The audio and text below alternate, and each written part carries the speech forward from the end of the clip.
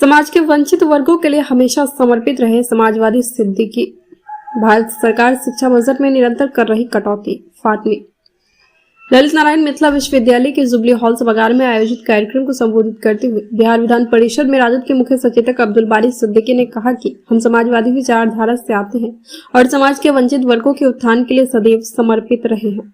हमारा उद्देश्य केवल शहरी क्षेत्रों का विकास नहीं बल्कि ग्रामीण अंचलों में भी स्वास्थ्य, शिक्षा, सड़क और सिंचाई जैसी बुनियादी सुविधाओं को मजबूत करना है। हमारी विचारधारा प्रतिशोध की नहीं बल्कि परिवर्तन की है।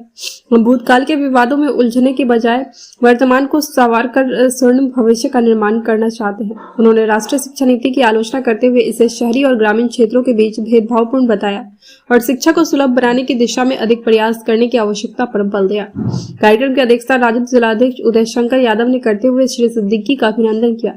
भारत सरकार के पूर्व राज्य मंत्री मोहम्मद अली अशरफ फातमी ने कहा कि छात्र जीवन से ही हमारी मांग रही है कि शिक्षा पर बजट का 10% हिस्सा आवंटित किया जाए, लेकिन वर्तमान सरकार ने शिक्षा के बजट में निरंतर कटौती की है।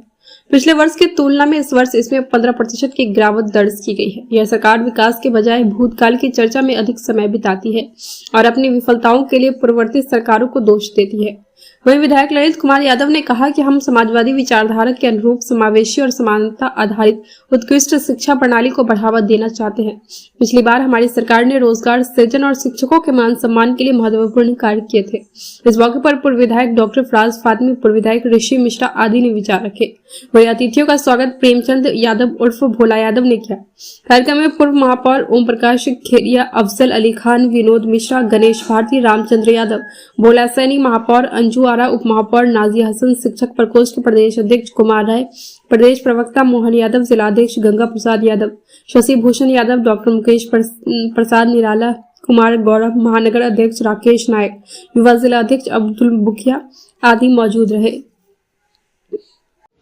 सार्वभौम होगा, खुद मुख्तार होगा, इसमें कोई बड़ी शक्ति की दखलंदाजी नहीं होगी। एक ये, दूसरा है कि हमारा मुल्क डेमोक्रेटिक होगा, लोकतांत्रिक होगा। जूता सीने वाला भी या जूता पहनने वाला भी, बाबू भी, भैया भी, मजदूर भी, सबका वोट का एक ही पावर होगा और उसी के वोट से होगा। ये दूसरा ये। और तीसरा कि हमारा मुल्क सेकुलर हो। सेकुलर का मतलब कि धर्मनिरपेक्ष। अपने देश को आज भी, भले आज तो हम बहुत तरक्की पे चले गए, मगर आज भी हमारा देश इस वजह से अब कोई आदमी नासमझ हमारे देश की तुलना करने लगता है पाकिस्तान से, हमारे देश की तुलना करने लगता है बांग्लादेश से। बांग्लादेश या पाकिस्तान हमारे पैर के बराबर नहीं है, मगर हमारा जो डेमोक्रेटिक प्रक्रिया है, इस डेमोक्रेसी में कहीं मार्शल लॉ नहीं लग सकता, और अगर इमरजेंसी लगा भी तो कितने दिन में खत्म हो गया ये भी जानते हैं, पब्लिक हटा देती है। तो तीसरा ये, और चौथा कहा कि हमारा मुल्क समाजवादी हो, गरीब का, अमीर का, सबका पेट भरना चाहिए, ना कि खाली बड़े बड़े का भरना चाहिए। अब पत्रकार भाइयों को मैं बताना चाहता हूं कि ये जो 4 मजबूत स्तंभ है देश का, संविधान का, इसको कमजोर कौन कर रहा है? हम कर रहे हैं, हमारी पार्टी कर रही है। कि जो आदमी धर्मनिरपेक्षता के विरुद्ध आचरण कर रहा है, जो आदमी समाजवाद के विरुद्ध आचरण कर रहा है, जो आदमी लोकतांत्रिक प्रोसेस के विरुद्ध आचरण कर रहा है, वो दोषी है। और अगर वो दोषी है तो संविधान के इन चीजों के लिए जो दोषी हो उसको हम देशभक्त कैसे माने? क्या बता दीजिए। अगर देशभक्त हैं, संविधान की आप शपथ लेते हैं, प्रधानमंत्री बनते हैं, मैं नरेंद्र मोदी ईश्वर की शपथ लेता हूं कि बिना राग, द्वेष, भेद कि मैं काम करूंगा, वो क्या रहा?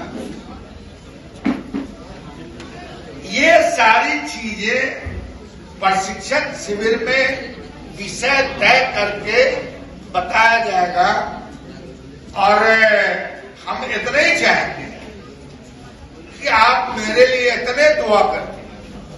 अगर आपने हमारा रखा अभिनंदन समारोह तो यही दुआ कर दो कि बड़े बड़े पद को जिस तरह से निभा लिया ये पद भी हमारा उसी तरह से ईमानदारी से निभ जाए।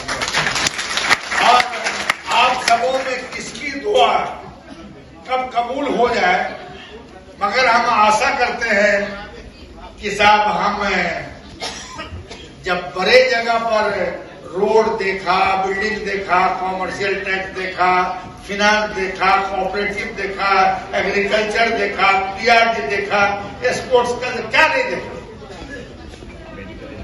मगर ऊपर वाले की दुआ और मेरे माँ बाप का, खानदान का मतलब तरबियत ने मुझको अब तक बेईमान होने से बचा कर रखा और मैं कोशिश करूंगा कि हमारा जो ये जितने दिन का भी अवधि हो, ऐसे तो हमारे लिए ये इंटरवल पीरियड होता है जब अफजाई के लिए अभिनंदन होता है, मगर फिर भी इनके आग्रह को बहुत ज्यादा हमने कहा कि भाई अगर बहुत टाल देंगे तो हो सकता है कि इनको बुरा लगे, मगर इसी बहाने जिला भर के कार्यकर्ता नेता सब यहाँ आए। मेरा मानना है कि अभिनंदन समारोह वगैरह के फेर में कम पड़ी और अगर पार्टी में सच क्या कमी है, क्या करना है, उसके लिए अगर निडर होके बात करनी है तो राष्ट्रीय जनता दल जिला का 2 दिन का प्रशिक्षण शिविर रखिए और उस 2 दिन के प्रशिक्षण शिविर में खाने के साथ 2 दिन का प्रशिक्षण शिविर रखिए। एक पंचायत से मैक्सिमम मतलब जो है 5 या 10 आदमी को बुलाइए और उसमें चर्चा कीजिए कि हमारी क्या कमी रह गई, हमें क्या करना चाहिए और हमने अगर कोई गलती की है तो उसका सुधार हम कैसे कर सकते हैं। वो प्रशिक्षण शिविर में ही होगा और प्रशिक्षण शिविर में वही लोग शामिल होंगे जो बुलाए जाएंगे और प्रशिक्षण शिविर के समाप्त होने के बाद जो है मीडिया वाले भाइयों को बुलाया जाएगा, इस तरह से नहीं बुलाया जाएगा। अब अगर मुझको लगता है कि यहाँ तो 2 दिन का प्रशिक्षण का जिम्मा तो हमारे फातमी साहब भी उठा ले सकते हैं खर्चा और नहीं फातमी साहब उठाएंगे तो ललित जी उठा लेंगे और अगर इन दोनों ने नहीं उठाया तो हम उठा लेंगे और अगर तीनों आदमी मिल के कहें कि हम लोग शेयर कर लेंगे काफी उठा लीजिए, हमें उठा लेंगे, हमको कोई दिक्कत नहीं, आप जिसको कहिएगा सब हमको कोई दिक्कत नहीं है। व्यवस्था कैसे की जाती है उसका हुनर हमने जानना है कर्पूरी ठाकुर के समय से सीखा, तो इसलिए उसमें हम फेल नहीं करेंगे। टाइम आप लोग फिक्स कीजिए, ये जी वाला व्यवस्था अच्छा हो, वही व्यवस्था याद भी तो आएगा उनके समय में फरवरी वो अगर व्यवस्था होगी तो बहुत ज्यादा गुणगान से बचना पड़ेगा और सच बोलने की आदत डालना पड़ेगा। और सच बोलने के बाद जो हमारी कमी है उसको खत्म करने के लिए कार्यक्रम बनाना पड़ेगा। हमारे माले के भाई बैजनाथ यादव यहाँ बोल रहे थे, अभी तक इन लोगों में वो जोश है बाकी। हम लोगों का थोड़ा थोड़ा जो सत्ता में आ जाते हैं तो थोड़ा थोड़ा सत्ता का जो अवगुण होता है उसको हम लोग इम्पोर्ट कर लेते हैं। इसलिए जो हमारा जो गुण है वो गौण हो जाता है और अवगुण जो है हम पे हावी हो जाता है।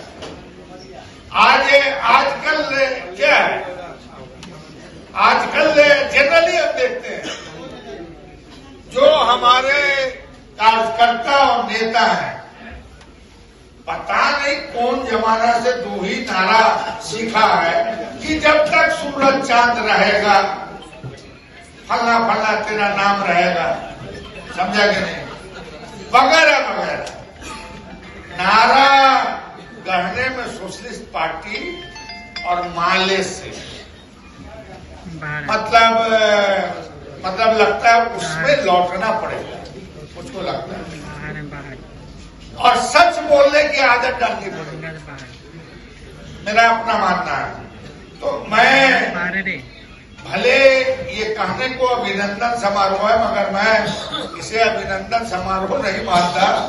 अभिनंदन समारोह के मार्फत पार्टी के युवा कार्यकर्ताओं को प्रेरित करने के लिए और सच से वाकिफ कराने के लिए, समझिए कि एक मेरा माध्यम चुना तो बीच में फिर बन जाते हैं एमएलए या सरकार बन जाती है, मंत्री बन जाती है। ये हमारा इंटरवल पीरियड है, मगर जो भी पीरियड हो इसको निष्ठा और ईमानदारी से निभाऊंगा। हम अपने पत्रकार भाइयों से भी बहुत समझिए, हम कभी आपको क्या बात है यार, कुर्सी की लड़ाई हो रही है, कुर्सी तो हमने अगर हमसे किसी भी तरह का हमसे रिगार्ड में कोई आदमी हम इतना ही अनुरोध करेंगे कि जरूर हमसे पूछ लिया, वरना कभी कभी जो है वो उलट का पुलट हो जाता है। मैं यहाँ जितने नेता लोग बैठे हैं, कुछ मेरे इलाके के, अलीनगर के, घनश्यामपुर के, तारडी के, बेनीपुर के गांव का हम मिस करते हैं इस इलाके, मतलब खास करके हम बहरा को मिस करते हैं। नहीं, अब आप कहिएगा कि घनश्यामपुर को मिस करते हैं, मगर घनश्यामपुर क्या था और क्या है मुझको लगता है मेन चीज कुछ बचा हुआ नहीं है। फिर भी मुझको उम्मीद है कि हम लोग विस्तार से चर्चा करेंगे। अब पत्रकार भाइयों को हम न्यूज देंगे, इधर हम 4 साल से थोड़ा ऑफ हो गए, इस वजह से भी ऑफ हो गए थे। कहाँ गया वो, कहाँ गया जी? देखिए हमारा मित्र है, हमारा छोटा भाई है, हमारे क्रिकेट क्लब से प्लेयर रहा है। एक बार इलेक्शन के टाइम में ऐसा नमक मिर्च लगा दिया मेरी बाप हो गई। मेरा बेटा कह रहा है क्या क्या क्या बोल देते हैं, आप कह रहे बेटा ऐसा हम नहीं बोले हैं। खैर एनीवे, फिर भी आप अपना दायित्व निर्वहन कीजिए, हम अपने दायित्व का निर्वहन करेंगे और विकास में आपका भी रोल है, हमारा भी रोल है, रूलिंग पार्टी का भी रोल है और आपसे कभी कभी हम फीडबैक लेंगे कि हमको किस मामले में क्या करना है। तो यही काम के